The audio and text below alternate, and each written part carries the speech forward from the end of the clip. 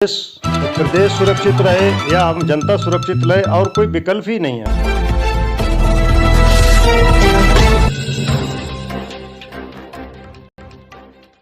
प्रभात, जय भीम, नमो बुद्धाय।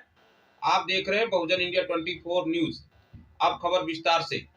उत्तर प्रदेश और समस्त भारत की ताजा तरीन खबर देखने के लिए हमारे साथ बने रहिए। आइए देखते हैं पूरी। नमस्कार दोस्तों, बहुजन इंडिया 24 न्यूज़ में आपका स्वागत है। मैं हूं आपका दोस्त आसिफ और मेरे साथ आज मौजूद हैं 122 विधानसभा क्षेत्र से के भावी प्रत्याशी समाजवादी पार्टी से विजेंद्र पाल माथुर।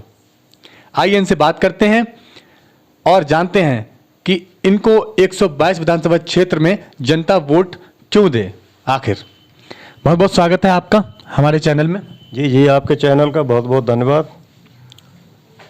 तो मेरा पहला सवाल आपसे ये है, आप फौजी भी हैं, रिटायर्ड फौजी हैं, तो फौज की नौकरी के बाद, रिटायर होने के बाद लोग जो है वो नौकरी करने की तलाश करते हैं, नौकरी ढूंढते हैं, कहीं बैंक में, कहीं। आपने राजनीति क्यों चुनी? राजनीति चुनने का मूल उद्देश्य तो ये है, हम चाहते हैं जैसे सेना में रहकर हम देशभक्ति के जज्बे से जो हम अगर देश की सुरक्षा के लिए काम कर सकते हैं तो उसी देशभक्ति के आधार पर हम क्यों ना जनता की सेवा करें। बिल्कुल सही बात है। आपने इतनी साल देश की सेवा की सेना में रह के, और अब आपने मन बनाया है कि राजनीति में रह के आप जो हैं देश की सेवा करेंगे।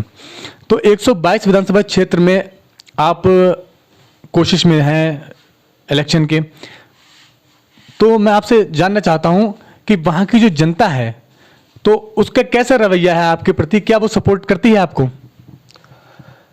मैं लगातार कई वर्षों से प्रयासरत हूं और जनता का मुझे भरपूर प्यार प्राप्त है। और जो जातीय आंकड़े हैं, जातीय आंकड़ों के हिसाब से अगर हमें समाजवादी पार्टी प्रत्याशी बनाती है तो हम अपनी सीट जीतने के साथ साथ बदायूं बरेली दोनों जिलों की सीटों पे पार्टी को सकारात्मक प्रभाव देखने को मिलेगा। बात करते हैं विकास की। जो समाजवादी पार्टी है वो हमेशा से विकास की राजनीति करती है। क्या आपका भी वही मोटिव रहेगा, विकास या जुमलेबाजी? देखिए, विकास की बात तो हम अपने पूरी दमखम से कह सकते हैं, क्योंकि जिस पार्टी से हम जुड़े हैं और वो पार्टी और उसका पार्टी का मुखिया ही विकास पुरुष के नाम से जाना जाता है, तो जायज़ है कि विकास तो होगा। और जनता को भी विश्वास है, मुझे भी विश्वास है, और पूरे भरोसे के साथ हम ही कह सकते हैं कि विकास होगा। चुनाव की तैयारियां कैसी चल रही हैं? तैयारियां हम जनता के बीच लगातार जा रहे हैं और जनता भी मुझे भरपूर प्यार दे रही है। इसके साथ साथ कई वर्षों से जो मैं प्रयासरत हूँ, कई ऐसे लोगों को देख चुकी है जो दोबारा से भी मैदान में आए हैं। तो जिसको जनता देख चुकी है, जिनका कार्यकाल बहुत अच्छा नहीं रहा, अब सैनिक होने के नाते जनता मुझ पर भरोसा जताती है, तो मैं भी प्रयास करूंगा कि जनता के दिलों में घुसकर उनके हर दुख दर्द में शामिल होकर उनके हर समस्या का समाधान करने का प्रयास करूंगा। आपकी जो सीट है वो एससी सीट है वहां से जी। तो कितने कैंडिडेट जो हैं, कितने प्रत्याशी जो हैं वो लाइन में लगे हुए हैं, तो क्या उम्मीद की जा सकती है? क्या समाजवादी पार्टी के जो मुखिया हैं वो आप पर भरोसा जताएंगे? समाजवादी पार्टी के मुखिया भरोसा जताएंगे या नहीं जताएंगे, पर जो काम है, काम के आधार पर मैं समझता हूँ मुझे प्रतिनिधित्व मिल सकता है। कि जिस तरह से मैं ज़मीनी स्तर पे काम कर रहा हूँ, ऐसे कहने को तो प्रत्याशी बहुत हैं, लेकिन 2-4 प्रत्याशी अभी तक दिखे और अब तो कोई भी नहीं दिख रहा है मेरे अलावा। आप कितनी साल से मेहनत में लगे हुए हैं उस क्षेत्र में? हमें लगभग 8 सालें हो गई उस क्षेत्र में। क्या पुराना कोई चुनाव हुई अनुभव? हाँ, 2017 का मैं निर्दलीय के रूप में चुनाव लड़ा था और उस समय वो जो झूठ का जो बोलबाला हुआ जी, एक लहर थी। झूठ का बोलबाला जो हुआ, उस झूठ पे लोगों ने भरोसा किया और झूठ पे भरोसा करके एक इस तरह से लहर बनी कि लोगों का जन सैलाब मोदीमय हो गया। और काम का जो सवाल है, तो अब लोगों को जब झूठ का भरोसा टूट गया तो अब काम की तरफ जनता आकर्षित है, काम करने वालों को ही वोट देगी। अब चुनाव सर पे हैं, 2022 आने वाली है, एकदम से किसी भी समय घोषणा हो सकती है, तो उसको लेके आप डोर टू डोर जा रहे हैं, क्या प्रयासरत हैं? मैं तो डोर टू डोर आज से नहीं जा रहा हूँ, डोर टू डोर कई सालों से जा रहा हूँ। और डोर टू डोर जो कैंपेन कर रहा हूँ, किसानों की समस्याएं हैं, मजदूरों की समस्याएं हैं, व्यापारी भाइयों की समस्याएं हैं, और हमारे सैनिक भाइयों की समस्या है, सैनिक विधवाओं की समस्या हैं। ये तमाम समस्याएं मेरे संज्ञान में आ रही हैं, और यदि हमें मौका मिलता है तो सारी समस्याओं का समाधान करने के लिए अपने नेता माननीय अखिलेश यादव जी से आग्रह करूंगा कि जितनी ज़्यादा से ज़्यादा समस्याओं का समाधान हो सके तो प्रयास करेंगे। समस्याओं के समाधान की आपने बात की, तो एक समस्या जो है वो काफी सालों से लोगों के साथ जुड़ी हुई है, जो रामगंगा का पुल के बाद जो रोड टूटा हुआ है वो आखिर तक टूटा हुआ है। क्या आप अगर आपको अखिलेश यादव जी मौका दें और आप विधायक बने, क्या आप वो रोड सही कराएंगे? देखो, रोड तो सरकारें सही कराती हैं, विधायक रिकमेंड कर सकता है, क्योंकि विधायक के पास कोशिश कर सकता है, कोशिश कर सकता है, रिकमेंड कर सकता है विधायक।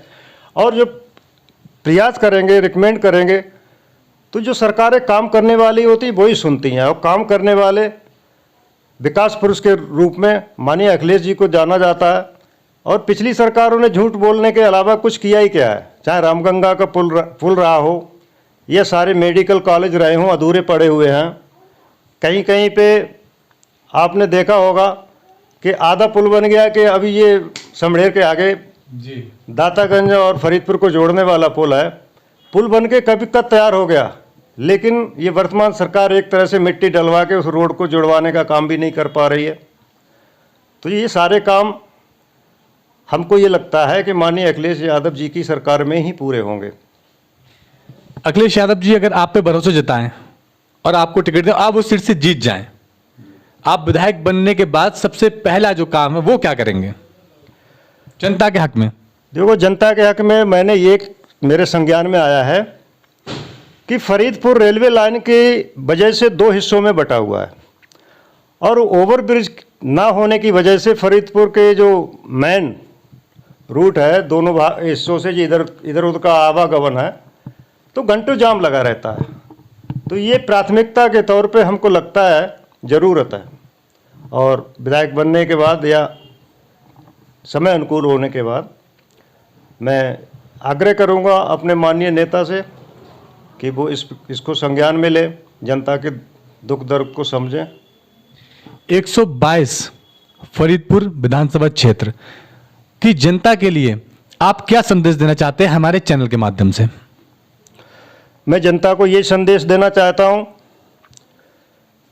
कि जो जनता ने अभी तक जितनी प्रताड़नाएं झेली हैं, इन सबको दरकिनार करने के लिए, सभी समाज में सुख समृद्धि आने के लिए कोई दूसरा विकल्प है ही नहीं माननीय अखिलेश जी के द्वारा जो कार्य हुए हैं।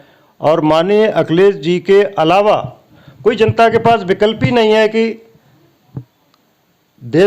प्रदेश सुरक्षित रहे या हम जनता सुरक्षित रहे, और कोई विकल्प ही नहीं है। प्रदेश सुरक्षित रहे या हम जनता सुरक्षित रहे, और कोई विकल्प ही नहीं है। इतने साल देश की सेवा की, फौजियों के बारे में कहा जाता है बहुत स्ट्रिक्ट होते हैं, बहुत ज़्यादा एक अपने उसूलों के हिसाब से चलते हैं। क्या विधायक बनने के बाद भी उसी उसूलों पे कायम रहेंगे? देखिए, जब हम पढ़ते पढ़ते सेना में चले गए तो पढ़ने से पहले जो छात्र को शिक्षा मिलती है, उस शिक्षा के बाद उससे भी स्ट्रांग शिक्षा सेना में होती है, और एक ही भावना होती है, देश सेवा। देश सेवा कूट कूट कर मन में भरी जाती है, और वो सैनिक पेंशन आने के बाद कितना भी प्रयास करे और जनता दबाव भी बनाए किसी तरीके से, लेकिन पूरी तरीके से सैनिक बदल नहीं सकता। तो जो सच्चाई की भावना हमारे अंदर है, देश के प्रति जो प्रेम होता है, देश के प्रति प्रेम है, सच्चाई की जो भावना है, वो उसी सच्चाई की भावना से मैं जनहित में कार्य करने का प्रयास करूंगा। मैं भी बहुत सम्मान करता हूं सैनिकों का, और मैं आशा करता हूं कि आप अगर विधायक बने तो देश की सच्चे दिल से सेवा करें। कोई आखिरी एक संदेश देना चाहते हो हमारे न्यूज़ चैनल के माध्यम से? भैया, आप जिस तरह से कार्य कर रहे हैं, मैं समझता हूँ आपका बड़ा सराहनीय कार्य है। बहुत से पत्रकार ऐसे ऐसे चैनल चला रहे हैं जो केवल, जैसे कहा गया है, गोदी मीडिया। अब लोग गोद में बैठे हुए हैं। आप सराहनीय कार्य कर रहे हैं, आपके लिए बहुत बहुत धन्यवाद। बहुत बहुत शुक्रिया आपका। तो अभी हमारे साथ, आप भी अभी देख रहे थे, हमारे साथ मौजूद हैं विजेंद्र पाल माथुर, 122 विधानसभा क्षेत्र से मेहनत में, जी तोड़ मेहनत में लगे हुए हैं और जनता की सेवा करने के लिए तत्पर हैं।